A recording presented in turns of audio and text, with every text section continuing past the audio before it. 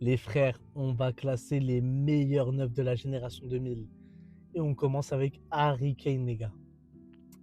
Harry Kane, très très bon attaquant, surtout dernièrement. Mais honnêtement, j'oublie pas hein, que dans les grands matchs, il s'est beaucoup effacé, absenté.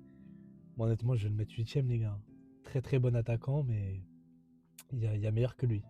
El Nino, Fernando Torres, les gars. Je sais pas si vous l'avez connu à Liverpool. Si on parlerait que de Liverpool, ce serait une dinguerie. Hein. En termes de talent, il était trop fort, ce mec, les gars. Mais malheureusement, avec sa carrière, avec la suite de sa carrière, je vais le mettre septième, les gars. Je pense que ça me paraît bien. Didier Drogba, l'homme des grands matchs. Euh, Bah écoutez, Drogba, ça peut être sixième. Hein. Je pense que ça me paraît bien pour Drogba. C'est un très très grand attaquant. Du coup, Wayne Rooney, super buteur. Honnêtement, j'ai beaucoup kiffé Wayne Rooney.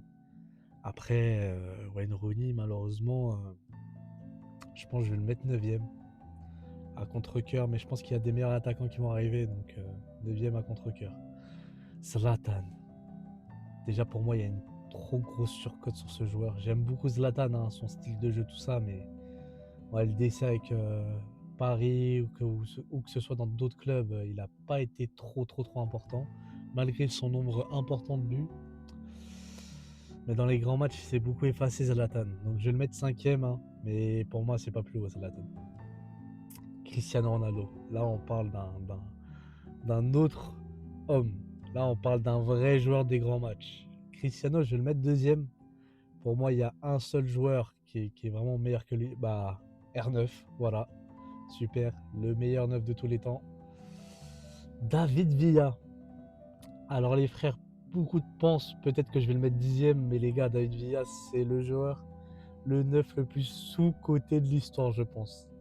Et je vais le mettre quatrième, que ça choque quelqu'un ou pas, je m'en fous. Quatrième, c'est la place qu'il mérite.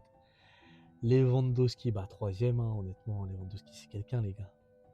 Et le dernier, Eto dixième, putain. Oh ah, Eto, je suis désolé, mon frère.